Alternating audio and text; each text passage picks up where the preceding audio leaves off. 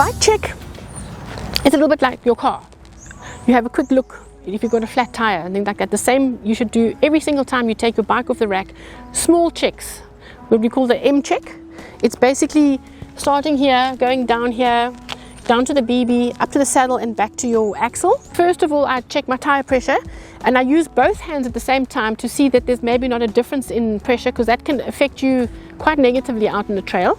Let's always check that our little seat post clamp is nice and tight, and you can just check, wiggle your saddle like that, make sure that there's no movement in the saddle. And the same can be said about your handlebars. You can just hold your front wheel and just check that these stem bolts are nice and tight, because you wouldn't want those becoming loose during your ride. Then these little axles, front and rear, every now and again do have a little bit of a knack of loosening.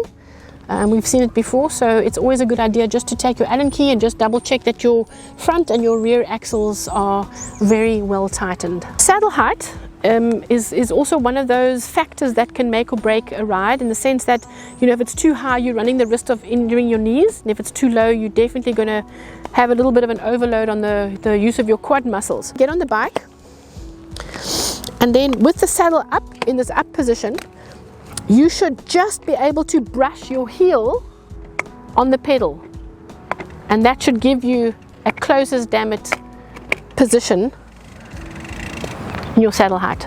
Your rear suspension is going to be double the rider weight, and your front fork is going to be the rider weight on its own. So if you're weighing 100 kilos, you're going to have 200 psi on the back shock, and you're going to have 100 psi on your front fork. Say for example, I've come back from a ride and I want to be checking my suspension pressure. I'm going to take this little rubber ring, I'm going to push it all the way down onto the fork. Same thing at the back here, that's going to have landed up there. I'm going to just push it all the way up there. Then I'm going to get on the bike and I'm going to bounce it a little bit, and I'm going to see where this little rubber ring lands up. As a rule of thumb, it should just be 20% of the full travel. And then we've got the rebound as well. Now rebound is a very personal, it's a very, you know, riding style, terrain, you know, differentiation. And rebound, for those of you that don't know, it's how quickly the fork comes back at you.